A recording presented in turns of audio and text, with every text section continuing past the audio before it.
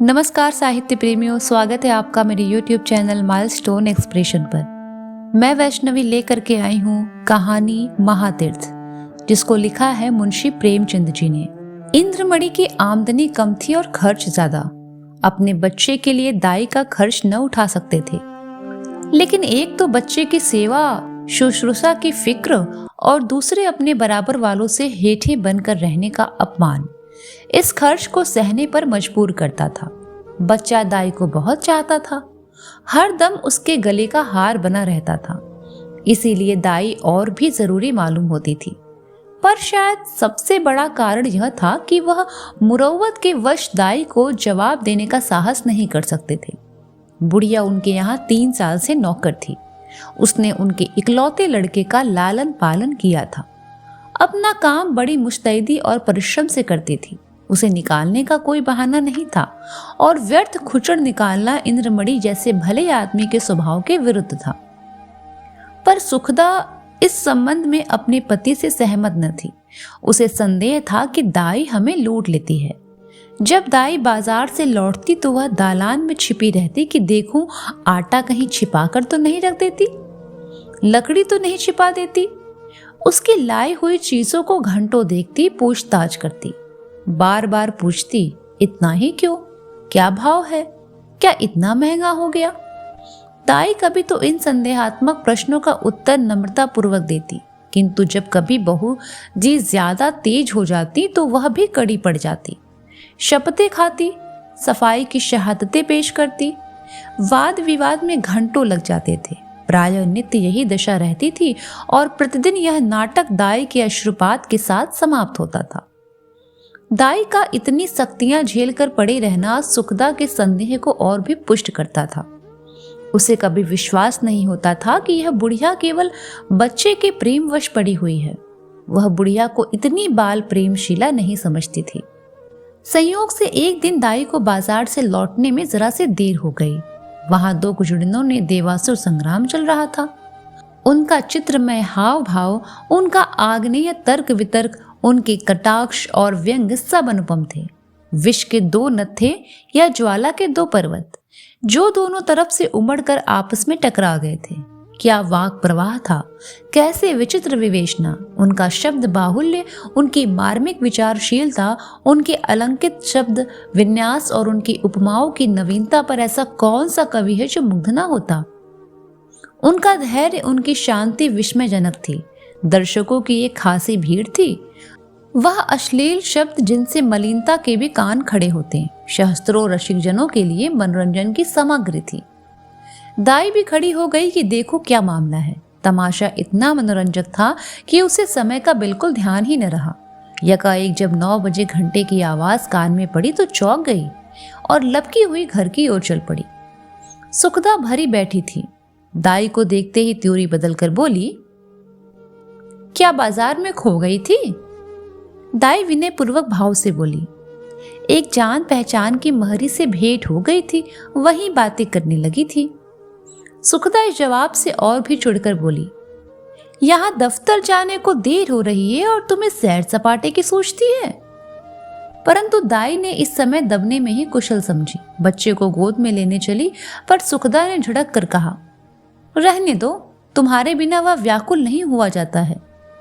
दाई ने इस आज्ञा को मानना आवश्यक नहीं समझा। बहू जी का क्रोध ठंडा करने के लिए इससे उपयोगी और कोई उपाय न सोचा।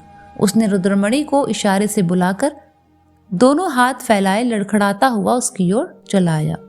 उसने रुद्रमणि को इशारे से अपने पास बुलाया। वह दोनों हाथ फैलाए लड़खड़ाता हुआ उसकी ओर चल दिया। दाई ने उसे गोद में उठा लिया और दरवाजे की तरफ चली, लेकिन सुखदा बाज की तरह झपटी और रुद्र को उसकी गोद से छीन कर बोली, तुम्हारी यह धूर्तता बहुत दिनों से देख रही हूं। यह तमाशे किसी और को दिखाइयो, यहां जी भर गया। दाई रुद्र पर जान देती थी और समझती थी कि सुखदा इस बात को जानती है। उसकी समझ में सुखदा और उसके बीच यह ऐसा मजबूत संबंध था जिसे साधारण झटके तोड़ न सकते थे। यही कारण था कि सुखदा के कटु वचनों को सुनकर भी उसे यह विश्वास न होता था कि मुझे निकालने पर प्रस्तुत है।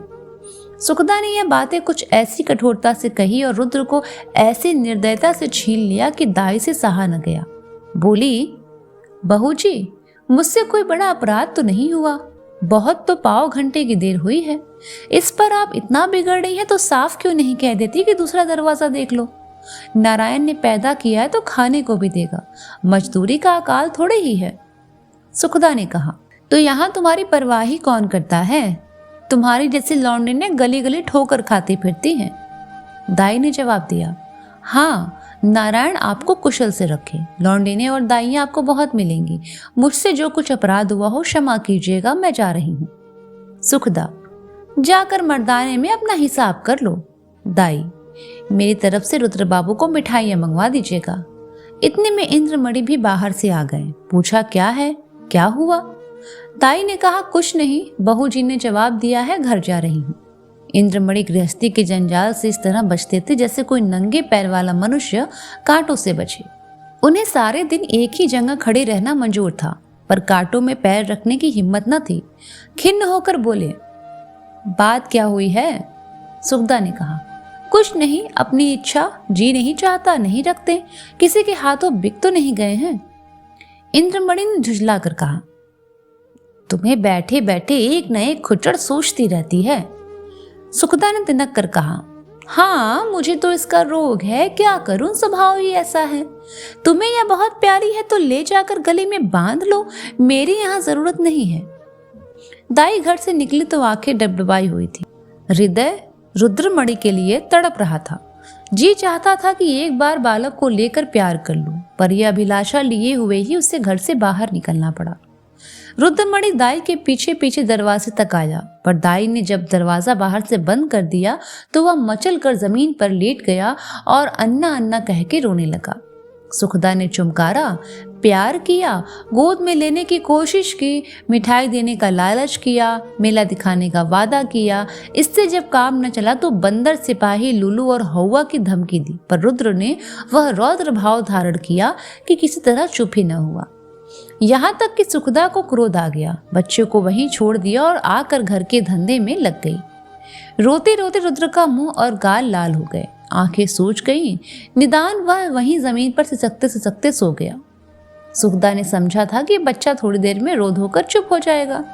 रुद्र ने जागते ही अन्ना की रट लगाई। 3 बजे इंद्रमणि दफ्तर से आए और बच्चे की दशा देखकर स्त्री की तरफ कुपित नेत्रों से देखकर उसे गोद में उठा लिया और पहलाने लगे। जब अंत में रुद्र को यह विश्वास हो गया कि दाई मिठाई लेने गई है तो उसे संतोष हुआ, परंतु शाम होते ही उसने फिर चीखना शुरू किया, अन्ना मिठाई ला। इस तरह 2 दिन बीत गए। रुद्र को अन्ना की रट लगाने और रोने के सिवा कोई काम न था। वह शांत प्रकृति कुत्ता जो उसकी गोद में एक क्षण के लिए भी न उतरता था, वह मौन व्रतधारी बिल्ली जिसे ताक पर देखकर वह खुशी से फूलता न था, वह पंखहीन चिड़िया जिस पर वह जान देता था, सब उसके चित्त से उतर गए। वह उनकी तरफ आंख उठाकर भी न देखता। अन्ना जैसे जीती जागती, प्यार करने वाली, गोद में लेकर घुमाने वाली, थपक थपक कर सुलाने वाली, गा गा कर खुश करने वाली चीज का स्थान उन निर्जीव जीवों से पूरा न हो सका। वह अक्सर सोते सोते चौंक पड़ता, अन्ना अन्ना पुकार कर हाथों से इशारा करता, मानो उसे बुला रहा है। अन्ना की खाली कोठरी में बैठो घंटे रहता। उसे आशा होती कि अन्ना यहाँ आती होगी।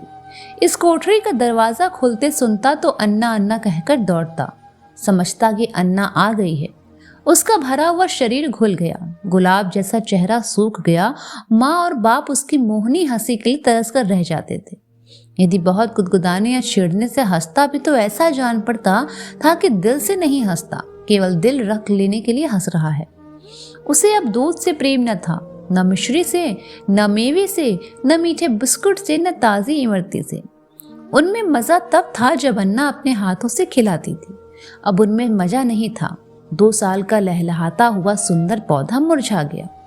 वह बालक जिसे गोद में उठाते ही नरमी, गर्मी और भारीपन का अनुभव होता था, अब वह सूख कर काटा हो गया। सुखदा अपने बच्चे की दशा देखकर भीतर ही भीतर कुढ़ती, अपनी मूर्खता पर पछताती। इंद्रमणि जो शांति प्रिय आदमी थे, अब बालक को गोद से अलग न करते थे। उसे रोज साथ हवा खिलाने ले जाते, नित्य नए खिलौने दिलाते, पर मुरझाया हुआ पौधा किसी भी तरह न पनप सकता। दाई उसके लिए संसार की सूर्य थी। उस स्वाभाविक गर्मी और प्रकाश से वंचित रहकर हरियारी को बाहर कैसे दिखता। दाई के बिना उसे अब चारों ओर सन्नाटा दिखाई देता। दूसरी अन्ना तीसरे ही दिन रख ली गई, पर रुद्र उसकी सूरत देखते ही मुँह छिपा लेता था, मानो वह कोई डायन चुड़ैल हो। प्रत्यक्ष रूप में दाई को न देखकर रुद्र अब उसकी कल्पना में मग्न रहता। वहां उसकी अन्ना चलती फिरती दिखाई देती थी। उसकी वह गोद थी, स्नेह गोद। वही प्यारी प्यारी बातें, वही प्यारे प्यारे गाने, वही मजेदार मिठाइयाँ, वही सुहावना संसार, वही आनंदमय जीवन। अकेले बैठकर कल्पित अन्ना से बातें करता। अन्ना कुत्ता भूखे, अन्ना गाय दूध देती, अन्ना उजला उजला घोड़ा दौड़े। सबेरा होते ही लोटा लेकर दाई की कोठरी में जाता और कहता, अन्ना पानी। दूध का गिलास लेकर उसकी कोठरी में रखा था और कहता, अन्ना दूध पिला। अपनी चारपाई पर तकिया रखकर चादर से ढांक देता और कहता, अन्ना सो रही है। सुखदा जब खाने बैठती तो कटोरे उठा उठाकर अन्ना की कोठरी में ले जाता और कहता, अन्ना खाना खाएगी। अन्ना अब उसके लिए एक स्वर्ग की वस्तु थी, जिसके लौटने की अब उसे बिल्कुल आशा न थी। रुद्र के स्वभाव में धीरे धीरे बालकों की चपलता और सजीवता की एक जगह एक निराशाजनक धैर्य, एक आनंद विहीन शिथिलता दिखाई देने लगी। इस तरह 3 हफ्ते गुजर गए। बरसात का मौसम था। कभी बेचैन करने वाली गर्मी, कभी हवा के ठंडे झोंके। बुखार और जुकाम का जोर था। रुद्र की दुर्बलता इस ऋतु परिवर्तन को बर्दाश्त न कर सकी। सुखदा उसे फलालैन का कुर्ता पहनाए रखती थी, उसे पानी के पास नहीं जाने देती, नंगे पैर एक कदम भी चलने नहीं देती। पर सर्दी लगी गई। रुद्र को खांसी और बुखार आने लगा। प्रभात का समय था। रुद्र चारपाई पर आंख बंद किए पड़ा था। डॉक्टरों का इलाज निष्फल हुआ। सुखदा चारपाई पर बैठी उसकी छाती में तेल की मालिश कर रही थी और इंद्रमणि विषाद की मूर्ति बने हुए करुणापूर्ण आंखों से बच्चे को देख रहे थे। इधर सुखदा से बहुत कम बोलते थे। उन्हें उससे एक तरह से घृणा सी हो गई थी। वह रुद्र की बीमारी का एकमात्र कारण उसी को समझते थे। वह उनकी दृष्टि में बहुत नीच स्वभाव की स्त्री थी। सुखदा ने डरते डरते कहा, आज बड़े हकीम साहब को बुला लेते हैं, शायद उनकी दवा से ठीक हो जाए। इंद्रमणि ने काली घटाओं की ओर देखकर रुखाई से जवाब दिया, बड़े हकीम नहीं, यदि धनवंतरी भी आवे तो भी उसका कोई फायदा नहीं होगा। सुखदा ने कहा, तो क्या आप किसी की दवा न होगी? इंद्रमणि, बस इसकी एक ही दवा है और अलभ्य है। सुखदा, तुम्हें तो बस वही धुन सवार है, क्या बुढ़िया आकर अमृत पिला देगी? इंद्रमणि, वह तुम्हारे लिए चाहे विष हो पर लड़के के लिए अमृत होगी। सुखदा, मैं नहीं समझती कि ईश्वर इच्छा उसके अधीन है। इंद्रमणि, यदि नहीं समझती हो और अब तक नहीं समझी तो रोगी बच्चों से हाथ धोना पड़ेगा। सुखदा, चुप भी रहो, क्या अशुभ मुंह से निकालते हो? यदि ऐसी ही जली कट्टी सुनानी है तो बाहर चले जाओ। इंद्रमणि, मैं तो जाता हूं, पर याद रखो यह हत्या तुम्हारी ही गर्दन पर होगी। यदि लड़के को तंदुरुस्त देखना चाहती हो तो उसी दाई के पास जाओ, उससे विनती और प्रार्थना करो, क्षमा मांगो। तुम्हारे बच्चे की जान उसी की दया के अधीन है। सुखदा ने कुछ उत्तर नहीं दिया। उसकी आंखों से आंसू जारी थे। इंद्रमणि ने पूछा, क्या मर्जी है, जाऊं उसे बुला लाऊं? सुखदा, तुम क्यों जाओगे, मैं ही चली जाऊंगी। इंद्रमणि, नहीं, क्षमा करो, मुझे तुम्हारे ऊपर विश्वास नहीं है। न जाने तुम्हारे जबान से क्या निकल पड़े कि वह आती भी रहे तो ना आए। सुखदा ने पति की ओर फिर तिरस्कार की दृष्टि से देखा और बोली, हाँ और क्या, मुझे अपने बच्चे की बीमारी का शौक थोड़े ही है। मैंने इलाज के बारे तुमसे कहा नहीं, पर मेरे हृदय में यह बात बार बार उठी है। यदि मुझे दाई के मकान का पता होता तो मैं कब की उससे मना लाई होती। वह मुझसे कितनी ही नाराज हो, पर रुद्र से उससे बहुत प्रेम था। मैं आज ही उसके पास जाऊंगी। तुम विनती करने को कहते हो, मैं उसके पैरों पर पड़ने को तैयार हूँ। उसके पैरों को आंसुओं से भिगा दूंगी। जिस तरह राजी होगी राजी कर लूंगी। सुखदा ने बहुत धैर्य धर धर कर यह बातें कही, परंतु उमड़े हुए आंसू न रुक सके। इंद्रमणि ने स्त्री की ओर सहानुभूति पूर्वक देखा और लज्जित होकर कहा, मैं तुम्हारा आना जाना उचित नहीं समझता, मैं खुद ही जा रहा हूँ। कैलाशी संसार में अकेली थी। किसी समय उसका परिवार गुलाब की तरह फूला हुआ था, परंतु धीरे धीरे उसकी सब पत्तियां गिर गईं। अब उसकी सब हरियाली नष्ट भष्ट हो गई और अब वही एक सूखी हुई टहनी उस हरे भरे पेड़ के चिन्ह रह गई थी।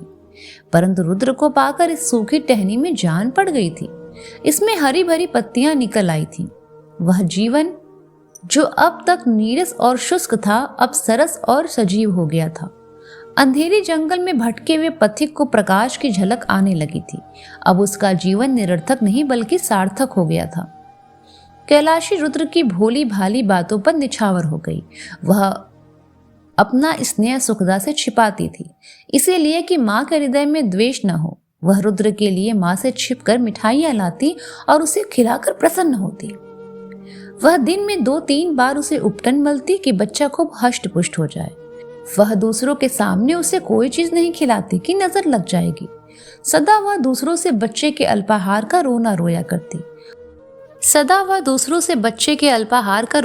करती। उसे बुरी नजर से बचाने के लिए ताबीज और घंटे लाती रहती। यह उसका विशुद्ध प्रेम था, उसमें स्वार्थ की गंध भी न थी। इस घर से निकलकर आज कैलाशी की वह दशा थी जो थिएटर में यकायक बिजली लैंपों के बुझ जाने से दर्शकों की होती है। उसके सामने वही सूरत नाच रही थी, कानों में वही प्यारी प्यारी बातें गूंज रही थी। उसे अपना घर काटे खाता था, उस काल कोठरी में दम घुट जाता था। रात ज्यों ज्यों कटी, सुबह को वह घर में झाड़ू लगा रही थी। बाहर ताजे हलवे की महक सूंघकर बड़ी फुर्ती से घर के बाहर निकल आई। तब याद आया, आज हलवा कौन खाएगा, आज गोद में बैठकर कौन चहकेगा। वह मधुर गान सुनने के लिए जो हलवा खाते समय रुद्र की आंखों से, होठों से और शरीर के एक एक अंग से बरसता, कैलाशी का हृदय तड़प गया। वह व्याकुल होकर घर से बाहर निकली कि चलो रुद्र को देख आऊं, पर आधे रास्ते से लौट गई। रुद्र कैलाशी के ध्यान से एक क्षण भर के लिए भी नहीं उतरता था। वह सोते सोते चौक पड़ती, जान पड़ता रुद्र डंडे का घोड़ा दबाए चला आ रहा है।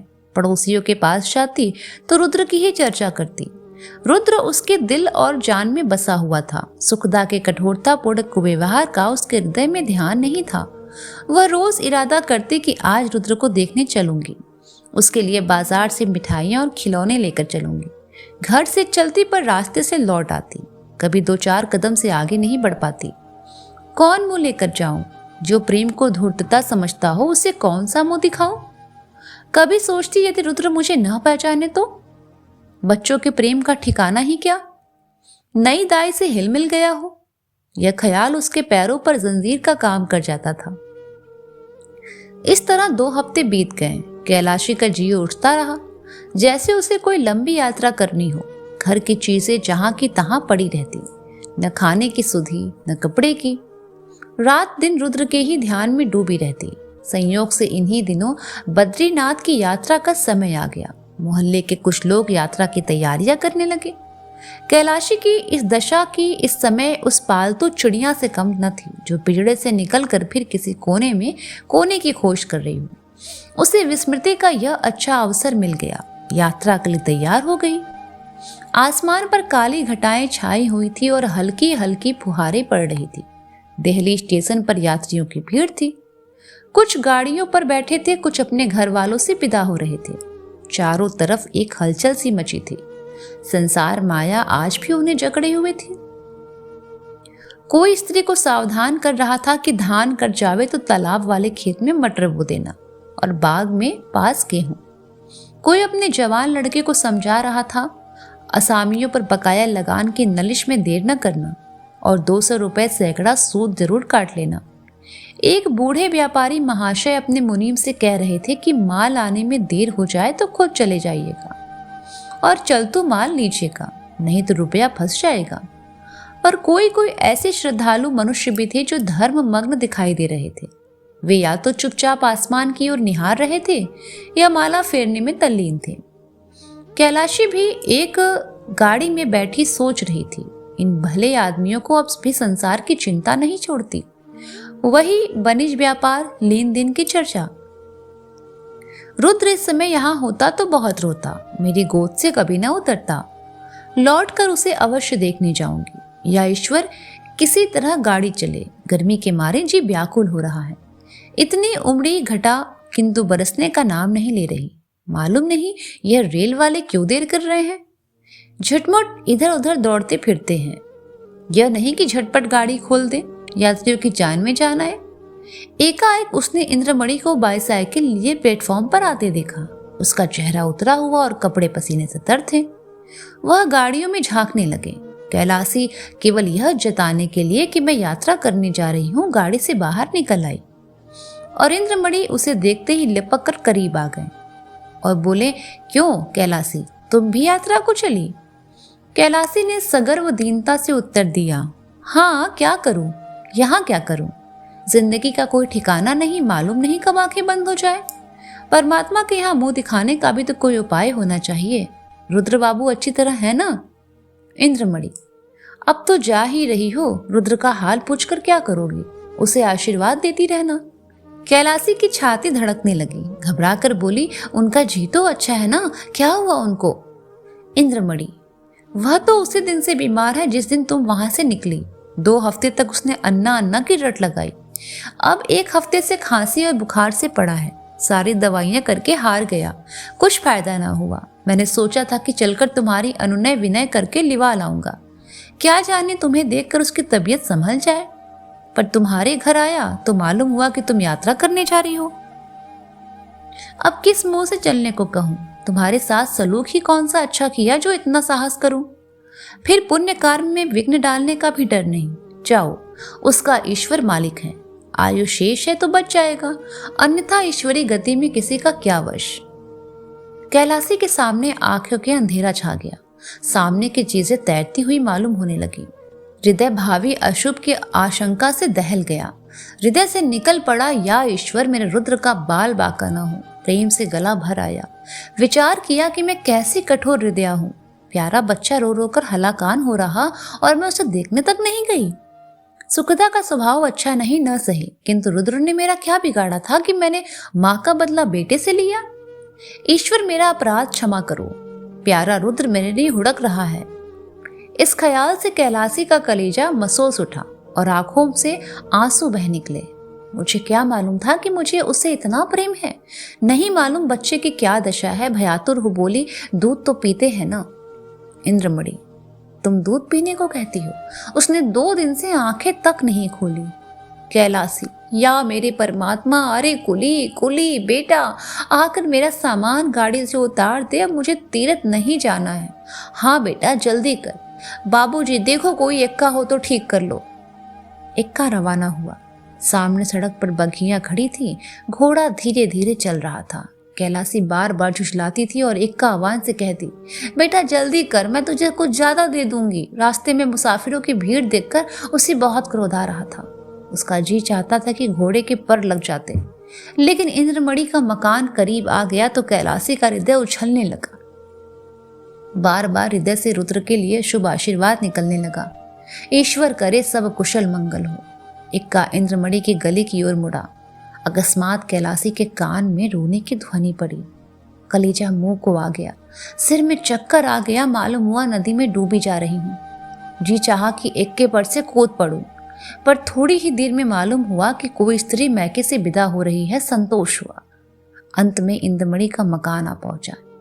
कैलासी ने डरते डरते दरवाजे की तरफ ताका, जैसे कोई घर से भागा हुआ अनाथ लड़का शाम को भूखा प्यासा घर आए।